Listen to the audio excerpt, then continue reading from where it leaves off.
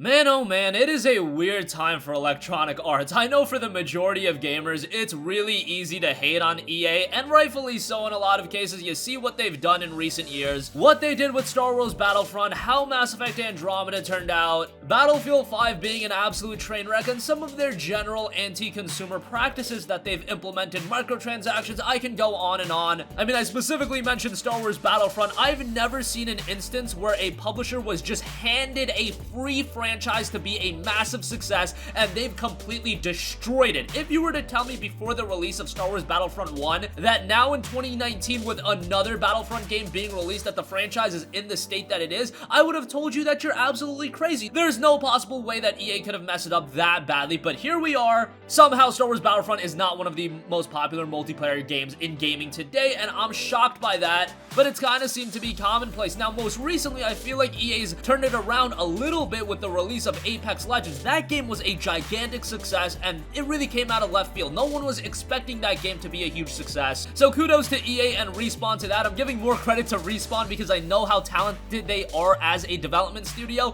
Hell, EA was the one that kind of screwed over Respawn by making Titanfall 2 be released right around the same time as Battlefield 1, Call of Duty Infinite Warfare, and all of those other first-person shooters. So that is a Respawn credit. I'm giving Respawn a ton of credit for that. Kudos to EA for offering the publishing elements to it, offering them the resources. That's great, but with all of the struggle that EA has been having recently, I really thought that BioWare's Anthem was a game that they needed to be a home run. And that's for a wide variety of different reasons. Most notably, recently, EA's just had some very shoddy releases. Again, I point to a Battlefield 5, I point to a Battlefront 2. EA just needed that game that could have some longevity to it and needed it to be a success. I also point to the fact that from a gamer's reception, BioWare has been at a little bit of a downturn. Dragon Age Inquisition I thought was a good game, but it did have a little bit of a mixed reception. And then you go to Mass Effect Andromeda. That game was obviously one of the most disappointing games of this generation thus far. And that's coming from a studio that whenever you think of BioWare, you attach greatness to it, but that has completely dissipated. But with Anthem, they definitely could have gone back on track. And with Anthem, it was a little bit of a fresh start. It was a new experience, an online multiplayer action RPG. Yes, that made some gamers inherently skeptical. The skepticism was going to be there regardless because it's an EA published title, because it's an online game, and because it's BioWare now. That really sucks to say that because it's a BioWare game that's gonna have some added skepticism. Would we have said that 5-6 years ago? Absolutely not.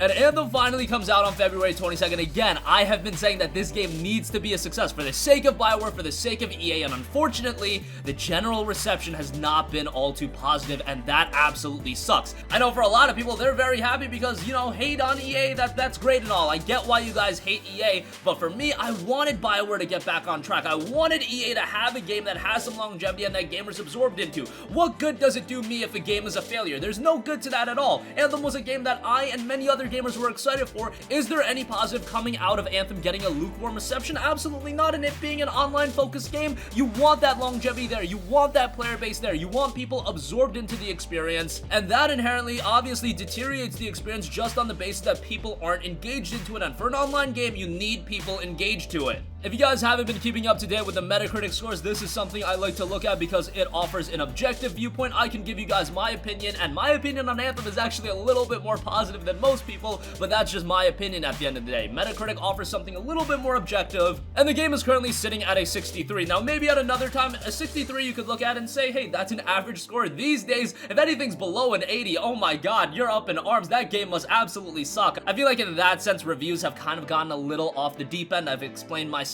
on that before, but games just seem to get 90s all the time now, get 80s all the time. 80 is supposed to signify a great game. It's supposed to be hard to get an 8 out of 10, but now these days an 8 out of 10 only signifies that the game is kind of alright. It's a pretty good game. Maybe buy it on sale. But Anthem's sitting at a 63, and usually the criticisms are similar. It has really good ideas, but the endgame content is kind of lackluster. There are some technical issues, and it does definitely come across as a flawed and unfinished game. Now, with a game like this, of course, it's going to evolve over the course of the next 6 months, the next 12 months, the next 18 months. It's going to evolve for a very long time. It seems like BioWare is committed to Anthem as an experience, and more content is going to be released. And for anyone saying that this game is just doomed forever, I point to a Final Fantasy XIV, I point to Elder Scrolls Online, I point to No Man's Sky. In this era of gaming where you can have a game evolve over time, I don't think you could ever say that a game is completely doomed forever. There's always that potential for a comeback, but with Anthem, it does seem a little bit bleak right now. At least we know the fact that there is going to be free content updates for it. But here's what I mainly want want to talk about. And this news just came out. It's making the rounds on Reddit right now. But earlier today, and thanks to comicbook.com for pointing this out, an unhappy Anthem player took to the game's Reddit page to let off some steam about the crashing issues of BioWare's new game. Yes, Anthem also does have some issues with crashing. I experienced that firsthand. So yeah, that's another problem with the game. That really shouldn't be an issue from the get-go. Issues like that should be remedied from day one, especially with a game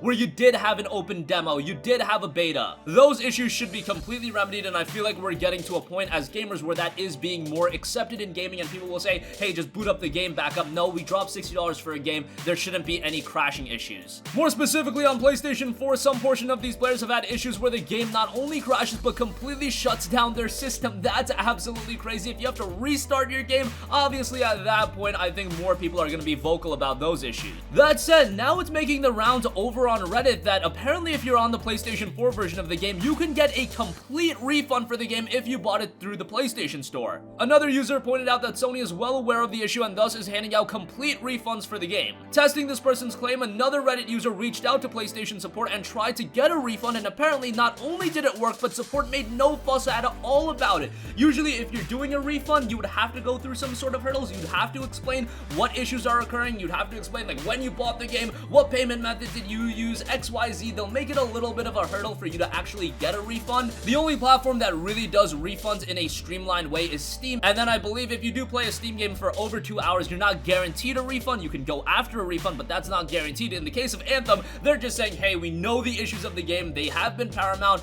Here's your money back, case closed. You don't even have to go to the publisher. Sony themselves are handing out the refunds. That's absurd to me. When is the last time that a big budget game like this had so many publicized issues that Sony themselves were offering refunds from the get-go? Definitely never happened with a Sony first-party title. Looking back at all of the other major game releases in the last 2 to 3 years, I don't remember a case like this happening. Maybe if it's a smaller indie game that was rushed out and it was completely a broken mess, yeah, refunds were handed out pretty regularly for that. But for a game like Anthem, for a game that's coming from EA, one of the biggest video game publishers in the world, and for a game that was promoted and had the budget of an Anthem, that is so crazy to me. Again, you just never see that in gaming.